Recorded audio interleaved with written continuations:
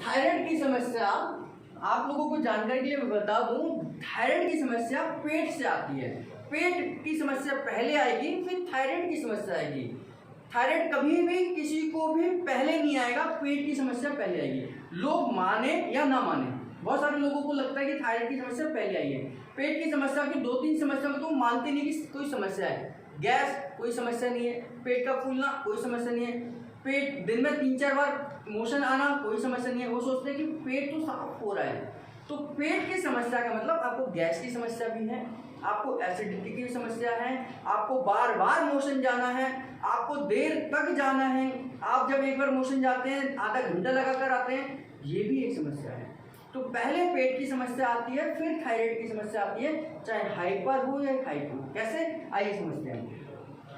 Thyroid gland जब hypo होता है तो इसको हाइपोथायराइडिज्म बोलते हैं। इसको अलग, इस ग्लैंड का नाम है थायराइड ग्लैंड। इस थायराइड ग्लैंड के जो फंक्शनिंग है, इसके 2 हार्मोन बनते हैं, एक T3 बनता है, एक T4 बनता है। T3 और T4 हार्मोन बनते हैं थायराइड से, जो कि हमारे शरीर के अंदर मेटाबॉलिक रेट को ठीक करके रखते हैं। मेटाबॉलिक रेट का मतलब कि जो हम खा रहे हैं वो डाइजेस्ट हो, और डाइजेस्ट के बाद जो न्यूट्रिशन वैल्यू शरीर को लगे और बाकी का बेकार की चीज़ें बॉडी से बाहर निकल जाए, यानी कि बॉडी ने जो चीज़ें एब्जॉर्ब करी उनका सही से इस्तेमाल हो जाए। ये काम देखते हैं T3 और T4 दोनों भाई बहन, है ना। ये दोनों मिलकर हमारी बॉडी के मेटाबॉलिज्म को ठीक करते हैं। बहुत सारे लोग कहते हैं मैं खाता बहुत हूँ, शरीर को नहीं लगता, मैं खाता बहुत हूँ फिर भी पतला हूँ, मैं खाता बहुत हूँ वेट नहीं बढ़ता। तो इसका मतलब है कि ये दोनों ठीक से काम नहीं कर रहे। मैं बहुत कम खाता हूँ लेकिन वजन बढ़ता जा रहा है, मुझे तो हवा भी लग जाती है, मुझे तो पानी भी लग जाता है, ऐसे बहुत सारे लोग कहते हैं। इसका मतलब ये ठीक से काम नहीं कर रहे, ये दोनों ही कंडीशन में ये ठीक से काम नहीं कर रहे। ये ज़्यादा काम करेंगे तो इसका मतलब कि आप ज़्यादा कुछ भी खाएंगे वेट कम ही रहेगा। ये वेट को कम करेंगे, यानी कि मेटाबॉलिक रेट को फास्ट करते हैं, मेटाबॉलिक रेट को फास्ट करते हैं। और ये कम काम करेंगे तो मेटाबॉलिक रेट स्लो हो जाएगी। तो यानी कि जो एब्जॉर्ब हुआ वो स्टोर हो गया, जो एब्जॉर्ब हुआ वो स्टोर हो गया, यूज नहीं करा उसका। तो इससे क्या कि वेट बढ़ने लग जाएगा। हमने जो खाया तुरंत उसका मेटाबॉलिज्म हो गया, तुरंत उसका यूज हो गया, तुरंत खत्म कर दिया। ये इन दोनों पर काम करेगा।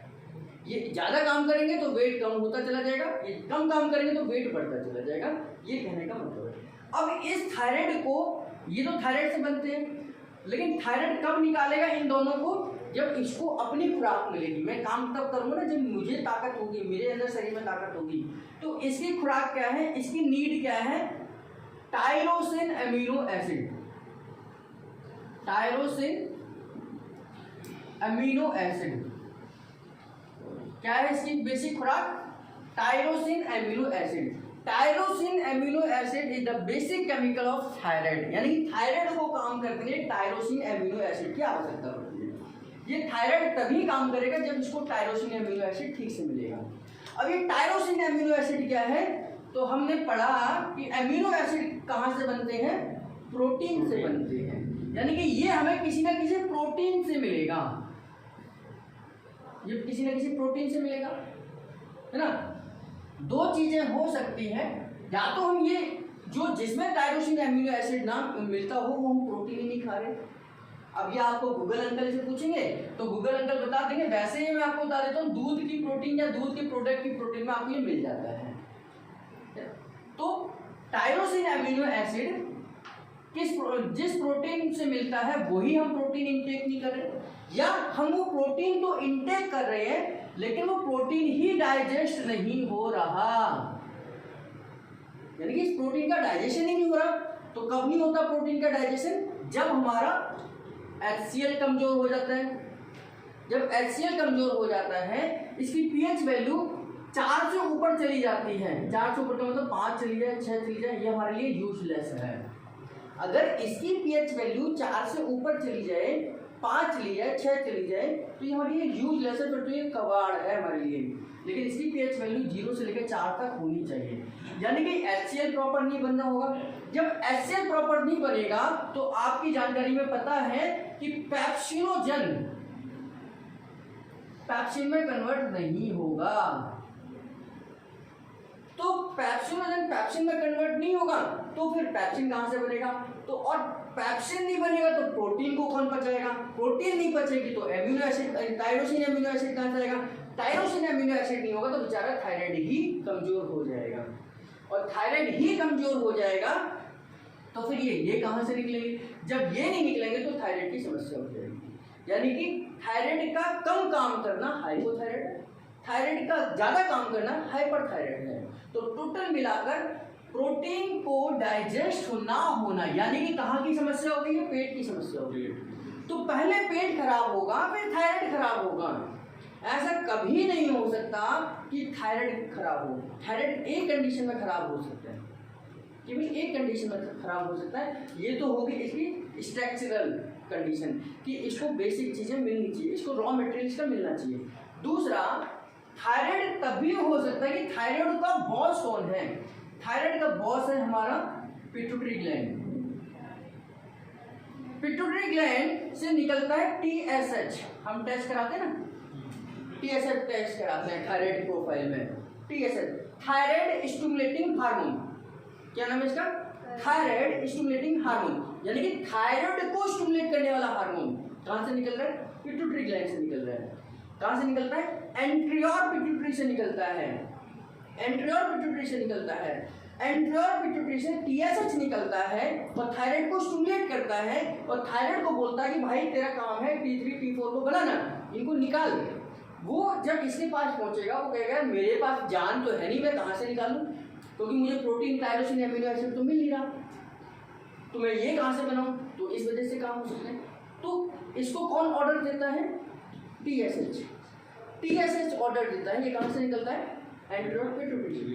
तो ये भी हो सकता है कि यही इसको ऑर्डर न दे रहा हो, यानी कि एंटीरियर पिट्यूटरी से TSH ना निकल रहा हो। तो जब ये नहीं निकलेगा तो ये काम नहीं करेगा, ये काम नहीं करेगा तो थायराइड की कंडीशन हो जाएगी। तो यानी कि दूसरी कंडीशन जो पेट के साथ लिंक नहीं है वो हार्मोनल कंडीशन है, तो पेट के साथ लिंक होगी। तो ये मैंने आपको बताया टायरोसिन एमिनो एसिड का फंक्शन।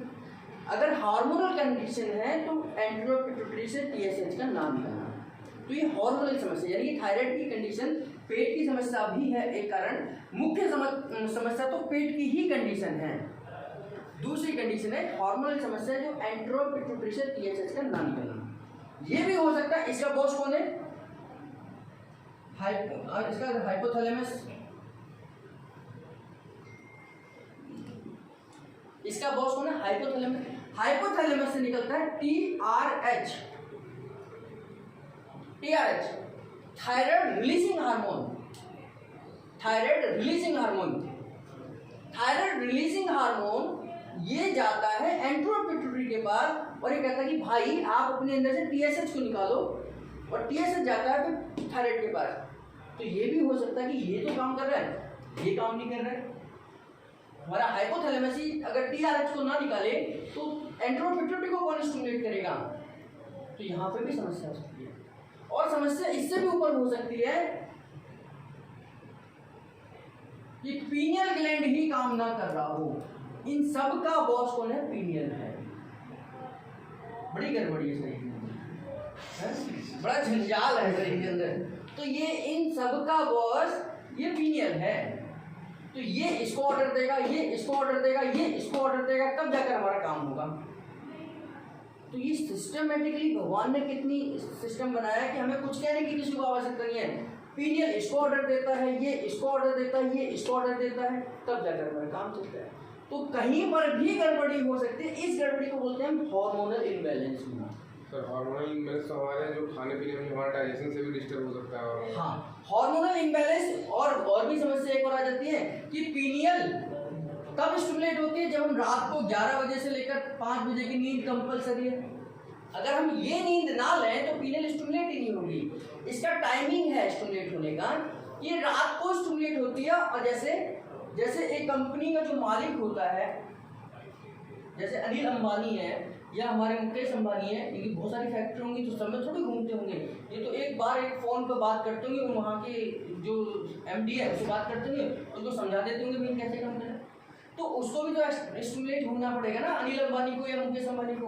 तो पीनियल क्या है? इस पूरी बॉडी का अनिल अंबानी है, इसको स्टिमुलेट होता है 2-4 मिनट, 10 मिनट, 15 मिनट बस। और ये होता है रात को 11 बजे से लेकर मैक्सिमम 2 बजे के बीच में, 11 बजे से लेकर 2 बजे तक। लेकिन इसकी कंडीशन क्या है, इसने ये एक कंडीशन बना रखी है, अगर शरीर 100% रिलैक्स होगा तो ही मैं स्टिमुलेट होऊंगा। जैसे पैप्सुलोजन ने कंडीशन बनाई थी कि अगर HCl की पावर स्ट्रॉन्ग होगी तो ही मैं पैप्सुलोजन में कन्वर्ट होऊंगा, पैप्सिन में कन्वर्ट होऊंगा। कंडीशन बनाई इसने क्या बनाई कि बॉडी 100% रिलैक्स होनी चाहिए। 100% का मतलब कि आप मैक्सिमम रिलैक्स होनी चाहिए। तो कब हम होते हैं, सोने की अवस्था में होते हैं। और तो कोई ऐसी अवस्था है नहीं कि हम 100% या मैक्सिमम रिलैक्स हो। हम ध्यान में भी नहीं हो सकते क्योंकि ध्यान में हमें बैठना है, बैठने में भी तो ध्यान लग रहा है। तो जब आप बिल्कुल मरे हुए की अवस्था में, नींद क्या है, एक मरा हुआ अवस्था है ना, तो वैसी कंडीशन में होंगे तो ये स्टिमुलेट होगा। और ये कौन सी कंडीशन है, ये सोने की अवस्था है। सोने की अवस्था में भी इसका संबंध हमारी चंद्रमा की कलाओं के साथ है। यानी कि जैसे चंद्रमा की कलाओं बिगड़ती है, बढ़ती है, कम होती है, कभी चंद्रमा मामा पूरा गायब हो जाता है, कभी पूरा आ जाते हैं। तो उसके हिसाब से हमारा लिंक है, हमारा एंटीना उसके साथ जुड़ा हुआ है, जैसे नक्षत्रों में बताया जाता है, शास्त्रों में बताया जाता है। तो इसका मतलब है कि 11 बजे से लेकर 2 बजे की नींद सबके लिए कंपलसरी है जो इंडिया में रहता है। अमेरिका में कोई और टाइम पे रात होती होगी उनके हिसाब से। तो हम अगर इंडिया में रहते हैं तो 11 बजे से लेकर 2 बजे की नींद हमारे लिए कंपलसरी है अगर हम बीमार होने से बचना चाहते हैं। तो इस पर रिसर्च हुई, मेडिकल साइंस ने रिसर्च करी और ये पता लगाया कि वे लोग जो रात को जगते हैं और वे लोग जो रात को सोते हैं, कौन ज़्यादा बीमार पड़ता है। कि जो लोग रात को जगते हैं वो ज़्यादा बीमार पड़ते हैं, उनकी इम्यूनिटी कमज़ोर होती है, उनको बीमारियां जल्दी पकड़ती हैं। क्यों? क्योंकि पहले से उनका इंटरनल सिस्टम तो वीक हो चुका है, ये हार्मोनल सिस्टम तो वीक हो चुका है। जो लोग रात की जॉब करते हैं, जो लोग रात की जॉब करते हैं, चाहे मजबूरी में करते हो चाहे इंटरेस्ट के तौर पर करते हो, जॉब तो जॉब है। जो भी लोग रात की जॉब करते हैं उनका हार्मोन इम्बैलेंस नॉर्मल व्यक्ति से ज़्यादा तेज़ी से बढ़ते हैं, यानी कि उनको हार्मोन्स की समस्या ज़्यादा आती है, चाहे वो PCOD की समस्या हो, चाहे इनफर्टिलिटी की समस्या हो, सबसे ज़्यादा चांसेस होता है। तो थायराइड इस सिस्टम से भी गड़बड़ हो जाता है।